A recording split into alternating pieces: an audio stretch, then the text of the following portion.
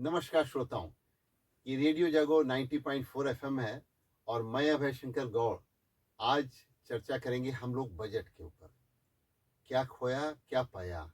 और ये बजट के बाद हम लोग बहुत सी बातें करते हैं, कड़वी और बहुत सी मीठी बात भी करते हैं। तो इस देश में अर्थव्यवस्था को एक नई गति देने वाला जो हमारी कार्यप्रणाली होती है उसी को हम कहते हैं बजट। और आइए बजट पे आज हम चर्चा करने के लिए हमारे स्टूडियो में जो लोग मौजूद हैं हम उनका परिचय देते हैं। तो सबसे पहले बात करते हैं हमारे गवर्नमेंट डिग्री कॉलेज के बहुत ही वरिष्ठ प्रोफेसर डॉक्टर अजीत मणि त्रिपाठी जी का स्वागत है। और इसी के साथ हमारे साथ हैं संदीप आर्या जी, आप शोध के छात्र हैं कॉमर्स में, और स्मृता मिश्रा जी सीएसएन में इस समय पढ़ा भी रही हैं, और साथ ही साथ में है मुद्रिका वर्मा जी, आप बीएड कर रही हैं। और हमारे साथ हैं ध्रुवराज सिंह, एमकॉम के छात्र हैं, और अमन कुमार दुबे, आप बीएड के छात्र हैं। तो आप सभी का रेडियो जागो 90.4 एफएम में बहुत बहुत स्वागत है। और हम लोग चर्चा करने के लिए सबसे पहले युवाओं की बात से शुरू करते हैं। आज इस बजट ने हमारी देश की युवा पीढ़ी को क्या दिया है और किस तरीके से युवाओं को आगे बढ़ने के लिए एक मंत्र दिया गया है, क्योंकि भारत की प्रगति का आधार माना जाता है हमारे देश का युवा। सबसे ज्यादा अगर विश्व में किसी देश में युवा आगे राजनीति को दिशा दे रहे हैं और उसकी देश की अर्थव्यवस्था को बढ़ा रहे हैं, तो उसमें सबसे ज्यादा हमारे देश के 60% युवा हैं जो किसी न किसी रूप में अर्थव्यवस्था को एक गति देने का काम कर रहे हैं। तो आज हम चर्चा करेंगे कि हुनर है, युवाओं में कौशल है, और उसके साथ साथ में जो विकास के मामले में एमएसएमई है, इसमें युवाओं को क्या योगदान देना पड़ेगा और क्या उनको मिलेगा, क्या उनकी प्रगति के लिए एक नए आयाम खुल रहे हैं। तो हम थोड़ा सा बात करने से पहले थोड़ा सा बजट की युवाओं के प्रति जो हाइलाइट्स हैं उनको बता दें अजीत मणि जी, तो हमारे ख्याल में उसके बाद में चर्चा करने में ज्यादा आसानी रहेगी जी। तो आज जो हमारे देश के बच्चे विदेश में जाते हैं पढ़ाई करने के लिए, उनको एक सुविधा मिली है कि उनको वहां पर अब जो पहले 5% टैक्स पड़ता था, अब उसकी जगह पे उनके ऊपर 2% टैक्स पड़ेगा। यानी कि हमारे विदेश में पढ़ाई करने के लिए, उच्च स्तर की अध्ययन करने के लिए जाने वाले विद्यार्थियों को ये एक हमारे ख्याल में ये सरकार की तरफ से एक प्रेरणा मिली है कि उच्च शिक्षा को बढ़ावा मिलेगा जिससे कि, और उसी के साथ साथ विदेशी जो कंपनियां हमारे देश में अपना डाटा सेंटर लगाएंगी, उनको 2047 तक जो है वो टैक्स हॉलिडे उनको प्राप्त होगा। यानी कि इस देश में एम्प्लॉयमेंट जनरेशन की अवसर खुलेंगे। एम्प्लॉयमेंट जनरेशन इसलिए होगा क्योंकि ये जो डाटा सेंटर, उन्हीं को ये लाभ मिलेगा 2047 तक के टैक्स हॉलिडे का, जो विश्व स्तरीय कंपनी है हमारे देश में, क्योंकि उनको डाटा सेंटर जो खुलेंगे उसमें युवाओं को नौकरी मिलेगी। साथ ही साथ इससे जो बहुत से संबद्ध काम हैं उनमें भी युवाओं को आगे बढ़ने का मौका मिलेगा। उसी के बाद अगर बात करते हैं एआई स्किल को बढ़ावा देने के लिए, इस बार के बजट में काफी कुछ कहा गया है और ये युवाओं के लिए एक बहुत बड़ा दिशा देने वाली बात होगी। और अगर बात करें अगर यूनिवर्सिटीज की, तो 5 यूनिवर्सिटीज में टाउनशिप बनेगी। यानी टाउनशिप वो यूनिवर्सिटी होगी जिसके अंदर पढ़ाई से लेकर के और रिसर्च तक की सारी सुविधाएं एक ही छत के नीचे, एक ही यूनिवर्सिटी में बच्चों को मिलेंगी। इससे उनका बृहद विकास होने के उनको अवसर प्राप्त होंगे। और हमारे देश में 15,000 ऐसे सेकेंडरी स्कूल भी हैं जिनको कि अब हम रोजगार परक शिक्षा से जोड़ने के लिए इस बार के बजट में देख रहे हैं कि ये नया प्रावधान किया गया है। और जो विद्यार्थी हायर एजुकेशन में अब ज्यादा अपनी रुचि दिखलाएंगे, उनको शोध के छात्रों को भी विशेष सरकार द्वारा कुछ अनुदान देने की इसमें व्यवस्था की गई है। तो इस तरीके से हमने थोड़ी बातें बताई आपको, हाइलाइट्स। अब हम चर्चा शुरू करते हैं। तो सबसे पहले बात करते हैं हमारे हरदोई के गवर्नमेंट डिग्री कॉलेज के वरिष्ठ प्रोफेसर अजीत मणि त्रिपाठी जी से। त्रिपाठी जी, अगर आप देखते हैं, एक आप समझ लिए डिग्री कॉलेज में वहां पे प्रोफेसर होते हैं, ये जो बात कही गई है 5 यूनिवर्सिटियां देश में खोलने की, इनसे क्या लाभ मिलेगा और किस तरीके का लाभ मिलेगा? सबसे पहले बजट 2026 पर बात करने के लिए आपने मुझे यहाँ आमंत्रित किया, इसके लिए आपको धन्यवाद। जो यूनियन बजट 2026 में 5 ऐसे यूनिवर्सिटी टाउनशिप्स का प्रोविज़न किया गया है। इसमें अभी अपने बजटरी स्पीच और उसके बाद जो शिक्षा मंत्री धर्मेंद्र प्रधान जी हैं, वो जब बात कर रहे थे पत्रकारों से, तो उन्होंने इस विषय में ये बताया कि ये एक यूनिवर्सिटीज़ के सामने भी चैलेंज है, क्योंकि उनको अपनी जो हमारे निर्धारित मानदंड होंगे उसके अनुरूप उनको सही बैठना पड़ेगा। और जो इंडस्ट्रियल क्लस्टर्स हैं, जहाँ पर निरंतर प्रयोग हो रहे हैं, उनकी प्रयोगशालाएं हैं, जहाँ पर नए निर्माण के कार्य भी हो रहे हैं, जहाँ औद्योगिक इकाइयाँ हैं, जिनको आप इंडस्ट्रियल क्लस्टर्स कह सकते हैं, उन इंडस्ट्रियल क्लस्टर्स की पेरिफेरी में ही इन 5 यूनिवर्सिटी टाउनशिप्स का निर्माण, जैसे हम एक यूँ इसको एक उदाहरण से आप समझ सकते हैं कि जैसे हम रिहायशी इलाकों में टाउनशिप्स बनाते हैं और उन टाउनशिप्स में सुविधाओं का विस्तार देते हैं, ऐसे ही उद्योगों के लिए ज्ञान राशि मिले, उद्योगों से उपजा हुआ जो वस्तु है, उस वस्तु को बाजार मिले, इन सभी की व्यवस्था एक छत के नीचे की जा सके, तो एक बड़े इलाके में की जा सके, इसी बृहत्तर उद्देश्य को ध्यान में रखते हुए फाइनेंस मिनिस्टर ने और भारत सरकार ने इन 5 यूनिवर्सिटी टाउनशिप्स की व्यवस्था दी हुई है। इस व्यवस्था से जो ईज़ ऑफ डूइंग बिजनेस है, जो हमारे फाइनेंस मिनिस्टर का एक बजटरी स्लोगन है कि ईज़ ऑफ डूइंग बिजनेस होना चाहिए, यूथ को आसानी होनी चाहिए व्यापार करने में, न सिर्फ यूथ को बल्कि फॉरेन इन्वेस्टर्स को भी आसानी होनी चाहिए, तो उनको एक ईज़ ऑफ डूइंग बिजनेस मिलेगा, नॉलेज मास ट्रांसफ़र होगा लैब से निकल के इंडस्ट्रीज़ में, और वहाँ जो कुछ भी औद्योगिक इकाइयों में उस ज्ञान से उपजा हुआ नई वस्तुएं जो निकलेंगी उनको बाजार मिलेगा। यह एक आधारभूत संकल्पना है इस बजट 2026 की। तो आइए इसी के साथ बात करते हैं। संदीप आर्या जी, आप तो शोध के छात्र हैं और अब की बार के इसमें जो अभी बात कह रहे थे अजीत मणि जी की, जो ये बनेगी यूनिवर्सिटी, इनमें शोध के छात्रों को काफ़ी अवसर प्राप्त होंगे, लेकिन इसके अलावा सरकार ने अब की बार इस बजट में शोध के छात्रों के लिए कुछ विशेष प्रयोजन किए हैं, और वो प्रावधान इसलिए के हैं कि हमारे देश में लगातार नई रिसर्चेस होती रहें, और तभी हम दुनिया की अभी चौथी अर्थव्यवस्था है और तीसरी अर्थव्यवस्था बनने के लिए जो हम संकल्प लिए हुए हैं, तभी हम आगे बढ़ पाएंगे। बिना शोध के हम चौथी से तीसरी पे नहीं आ पाएंगे। तो क्या आप समझते हैं इस बजट आपके नजरिए से कैसा है? सबसे पहले तो मैं आपको धन्यवाद देता हूँ कि मुझे इस मंच से अपनी बात रखने का लिए मौका मिला। और बजट 2026 एक बैलेंस्ड बजट के रूप में समझा जा सकता है। बहुत बड़े ड्रास्टिक चेंजेस तो नहीं हुए हैं, लेकिन हाँ, एक जो मोमेंटम बना है हमारी इस ग्रोथ का, जो पूरे ग्लोबल लेवल पे भारत की छवि उभर रही है, तो उसके हिसाब से हमने एक बैलेंस्ड अप्रोच लेकर के चली है हमारी सरकार। और उसने सारे जो हमारे सेक्टर्स हैं, चाहे वो मैन्युफैक्चरिंग सेक्टर हो, सर्विस सेक्टर हो, सब पे बहुत ही अच्छे से ध्यान दिया है। मैन्युफैक्चरिंग सेक्टर की मैं बात करूं तो उसमें युवाओं को जो भी यहाँ पे एम्प्लॉयमेंट जनरेशन होगा, वो हमारे भविष्य की नींव तय करेगा। और साथ में सर्विस सेक्टर में अगर मैं बात करूं, जैसे कि कंटेंट क्रिएशन को बढ़ावा देने की बात कही गई है, क्योंकि ये दुनिया जानी जाती है ब्रांडिंग से। और जब हम कंटेंट क्रिएशन करते हैं तो हमारी एक जो हम लोग नरेटिव सेट करते हैं पूरी दुनिया के लिए, तो ये एक बहुत ही अच्छी पहल रही है हमारे भारत सरकार की तरफ से।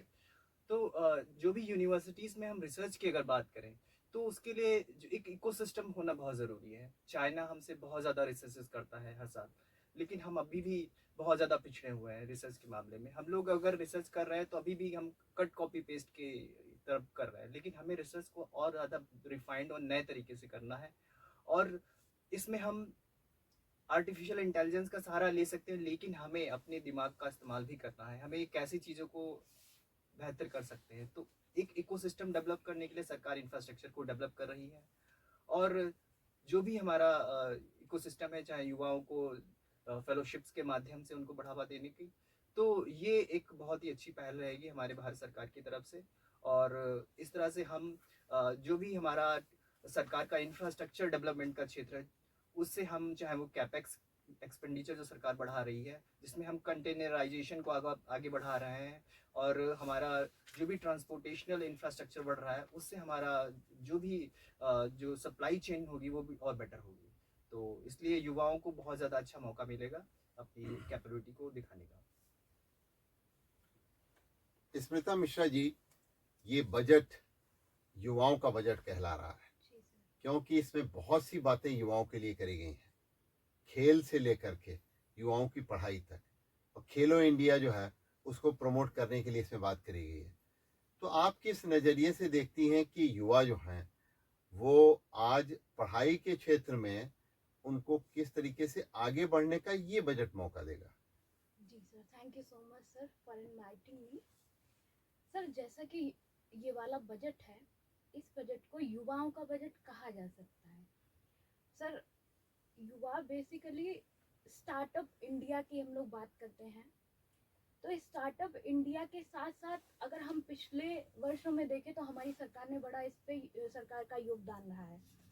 इस बार सर 5 यूनिवर्सिटीज टाउनशिप खोली गई हैं। बेसिकली यूनिवर्सिटीज टाउनशिप का मतलब है कि आवास, शोध, स्टार्टअप, खेल आपको एक ही जगह पे मिल जाएगा।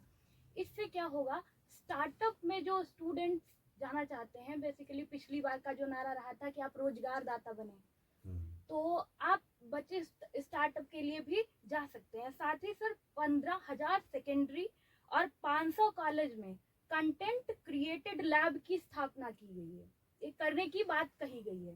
तो ये सर ऑरेंज इकोनॉमी को डेवलप करने की बात कर रहे हैं। अब इससे होगा क्या कि इसका मेजर फोकस ये है कि 2030 तक 20 लाख युवा पेशेवरों की जो जरूरत है फॉर द कंपनीज, तो उसके लिए ये जरूरत, इसके लिए बहुत इम्पोर्टेंट इस बार का ये बजट रहेगा। उसी के साथ अगर सर इंफ्रास्ट्रक्चर डेवलपमेंट में एमएसएमई सेक्टर्स की भी बात करें तो उसमें भी सरकार का काफी योगदान रहा है। जैसे सर टेक्सटाइल सेक्टर में, अगर टेक्सटाइल सेक्टर में भी सरकार ने बड़ा स्पेसिफिकली उसको आइडेंटिफाई किया है, तो चाहे सर उसकी नेशनल फाइबर स्कीम हो या टेक्सटाइल विस्तार हो या समाज 2.0 हो, इन सब में जब हमारा युवा जाएगा तो उसको नौकरी मिलेगी।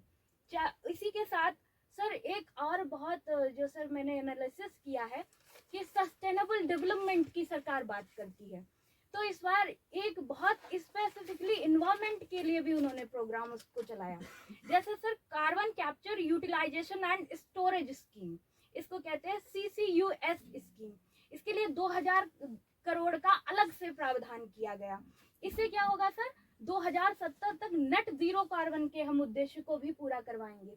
तो ये सर बजट युवाओं के लिए बहुत बेहतर और उनको आगे बढ़ाने के लिए प्रेरित करेगा। बहुत सुंदर। तो मुद्रिका वर्मा जी, जैसा कि अभी हम लोग बात कर रहे थे, आज इस बजट में हर जिले में एक गर्ल्स हॉस्टल देने की बात कही गई है, और दूसरी बात ये कि युवा का ध्यान सीधे एक बात पे रहता है, रोजगार के अवसर का। तो अगर आप उस नज़रिए से, दो नज़रिए, एक तो रुकने का व्यवस्था हॉस्टल की गर्ल्स की, दूसरा ये नज़रिया कि हर बच्चा जो पढ़ रहा है उसको एकदम नौकरी दिखलाई पड़ती है कि हमको नौकरी के कहाँ अवसर दिखलाई पड़े, तो इस बजट के बाद आपको कहाँ कहाँ दिखलाई पड़ रहे हैं नौकरी के अवसर? Thank you for this wonderful opportunity sir. तो अगर देखा जाए कि युवा, जो हमारा जो यूथ है, वो बहुत ज़्यादा एम्प्लॉयमेंट की तरफ जो भाग रहा है, वो क्या सोचता है कि अगर पढ़ाई भी कर रहे हैं हम और साथ में एम्प्लॉयमेंट मिल रहा है तो that is a very good thing. लेकिन जो यूथ है ना, वो ज़्यादातर एम्प्लॉयमेंट को समझता है कि जो गवर्नमेंट जॉब होती है उसको एम्प्लॉयमेंट समझता है।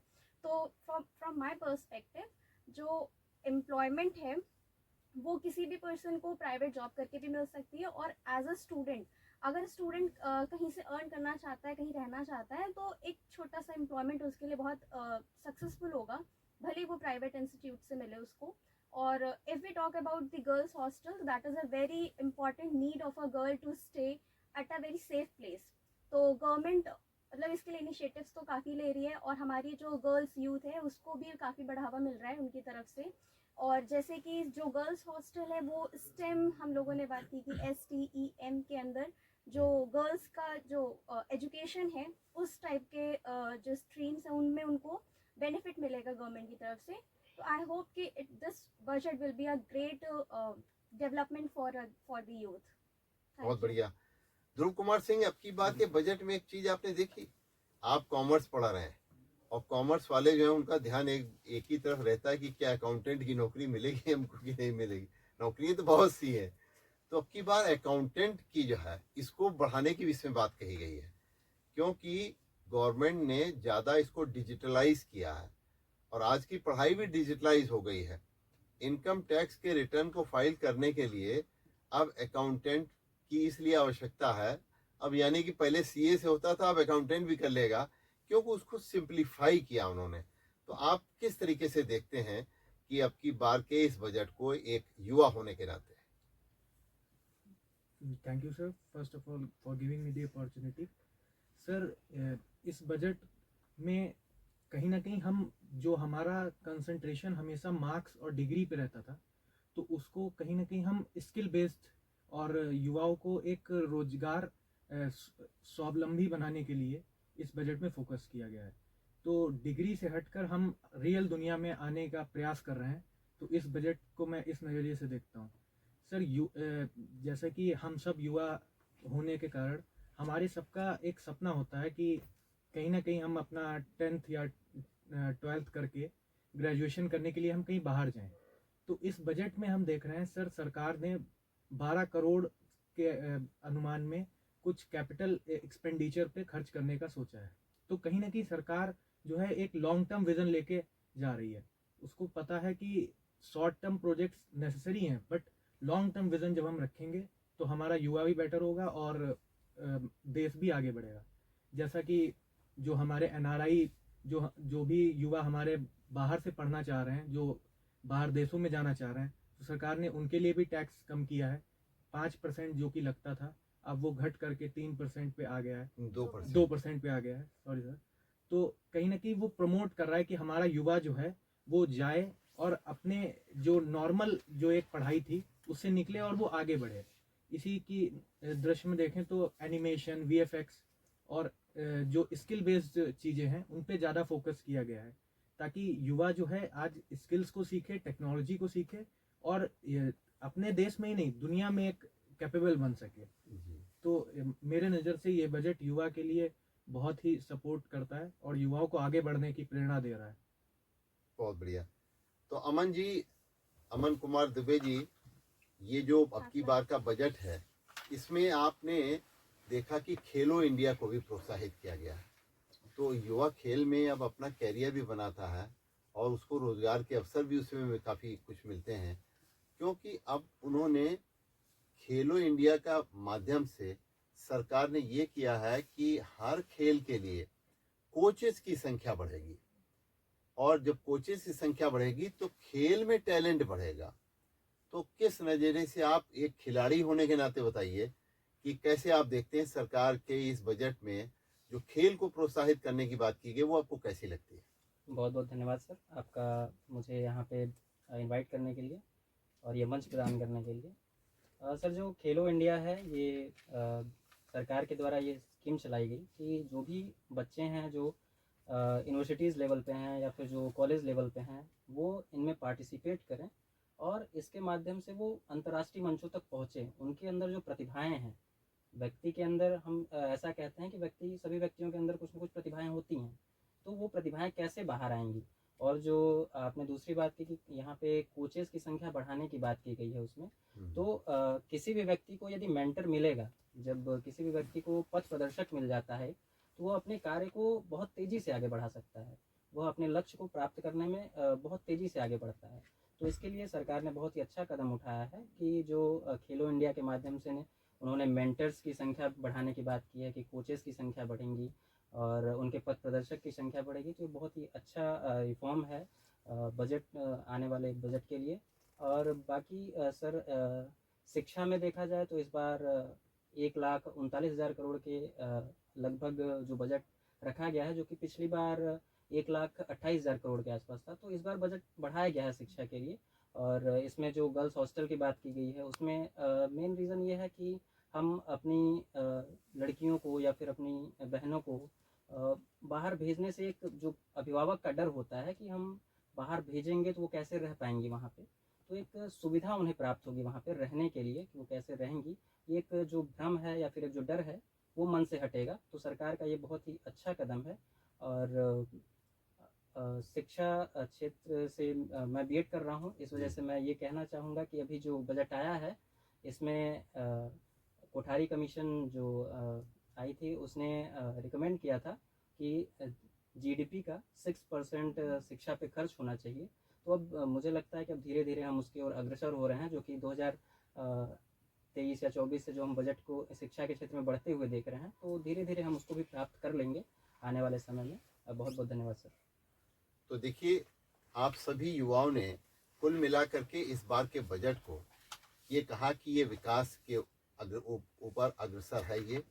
और अगर देखा जाए तो हमारे देश में इंफ्रास्ट्रक्चर पर जो खर्च किया जाता है वो विकास पर खर्च हुआ माना जाता है।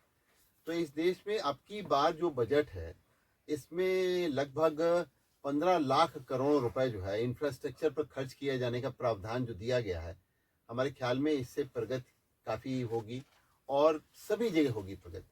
और उसमें अगर इंफ्रास्ट्रक्चर में बात करें तो 7 जो हैं वो हाई स्पीड कॉरिडोर बनाए जाएंगे। और हम यूपी की अगर बात करते हैं, इसमें से 2 कॉरिडोर यूपी को भी मिले हैं, एक बनारस से दिल्ली और दूसरा जो है वो बनारस से शायद हमारे ख्याल में कहीं और के लिए है, उधर के लिए ईस्ट इंडिया के लिए है। तो न्यू जलपाईगुड़ी के लिए। हाँ, न्यू जलपाईगुड़ी के लिए है, तो ईस्ट में है वो।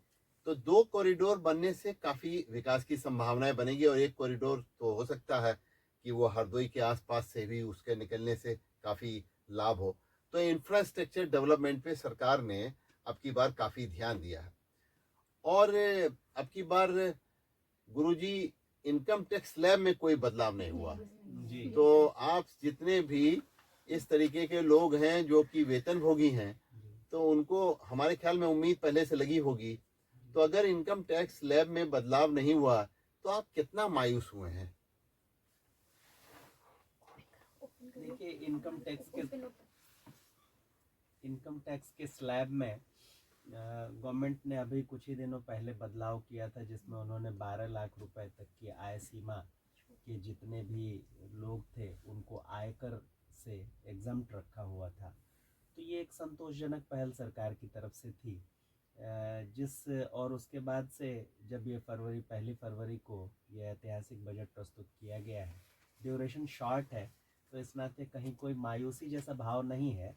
जो एक आसान, जैसा फाइनेंस मिनिस्टर कह रही थी, आसानी इसमें ये की गई है कि जो इनकम टैक्स रिटर्न भरे जाते हैं उनके प्रारूप का सरलीकरण हुआ है, ऐसा उन्होंने कहा। आपने सही कहा, इनकम टैक्स के प्रारूप का सरलीकरण हुआ है। और दूसरी बात, अब की बार गवर्नमेंट का मेन फोकस ये है कि जो लिटिगेशन है, मुकदमेबाजी को कम किया जाए। और इसीलिए उन्होंने कहा है कि जो भी इनकम टैक्स में पहले 2 तरीके की सजाएं थी, एक आर्थिक दंड था और दूसरी बात उनको सजा भी थी। अब की बार से उन्होंने बिल्कुल सजा इनकम टैक्स के में खत्म ही कर दी है और उसको सिर्फ जो है अर्थदंड के रूप में रखा हुआ। तो ये भी एक अच्छी बात है, प्रोत्साहन भी है। लेकिन इससे ये भी है कि जो बहुत ज़्यादा मक्कार किस्म के लोग हैं उनको शायद इससे प्रोत्साहन भी मिले। लेकिन कुल मिलाकर अगर देखा जाए तो ये लिटिगेशन कम करने से लोगों को काफ़ी सहूलियत होगी और लोगों के अंदर इनकम टैक्स के प्रति जो डर की भावना रहती थी वो समाप्त होगी। लोग ईमानदारी से अपने आप सही टैक्स देने के लिए प्रेरित भी होंगे। गवर्नमेंट ऑफ इंडिया का एक मोटिव रहता है कि वो ये चाहते हैं कि टैक्स का जो ब्रैकेट है वो बढ़ाया जाए, अधिक से अधिक लोग उस टैक्स ब्रैकेट के अंदर आए, जिससे गवर्नमेंट का टैक्स कलेक्शन और उसका रेवेन्यू और कॉर्पस बढ़े उसके पास, और उस कॉर्पस से वो फिर नेशनल डेवलपमेंट के डिफरेंट जो सेक्टर्स हैं उसमें फंड एलोकेट कर सके।